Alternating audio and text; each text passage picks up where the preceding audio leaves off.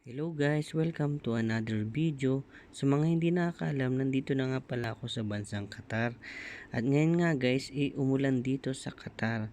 Pauwi na kami dito galing sa trabaho, ay napaka-traffic pala dito guys pag umuulan. Inabot lang naman kami guys ng 3 oras sa biyahe papunta sa aming accommodation. Kaya nangyari sa amin guys, truffle, pagod. Pagod, puyat, gutom. At yung iba nga guys nakakaawa dahil nasisiraan sila sa daan, hindi na sila makausad. Dahil nga guys sa taas ng baha sa kalsada. Pero guys, alam nyo ba? Sa Middle East is bihira lang talagang umulan. Nyo guys, alam yun no? May natutunan na naman kayo sa akin. Charot. Ayan guys, habang nagbabiyahe kami, naaawa talaga ako sa mga nasa huli namin. Dahil yung iba talaga, naglalakad na lang kasi hindi makaalis yung kanilang mga sasakyan.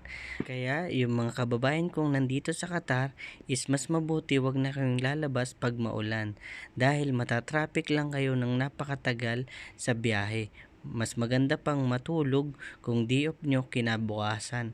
Ngayon pa naman ay Huwebes nitong araw na ito, kinabukasan ay day off ng ating mga kababayang mga OFW dito sa Qatar dahil Friday talaga ang pinaka day off ng ating mga kababayan dito. At ihanda nyo na din ang inyong mga jacket dahil sa darating na November ay magtataglamig na dito sa Qatar hanggang February next year. 4 na buwan po ang taglamig dito sa Qatar. Kaya sa mga wala pang jacket, manghingi na kayo kay Kuya Will. Charot. Kuya Will, baka naman. At sa mga magtatanong kung may isda ba dito, ay wala po. Dahil hindi po lahat ng may tubig ay may isda. Charot.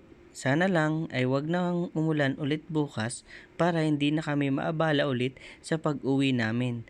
Dahil napakahirap talaga nang umuwi ng gabing-gabi, pagod ka na nga sa trabaho, mapapagod ka pa sa biyahe. Buti sana guys kung katabi mo yung mahal mo.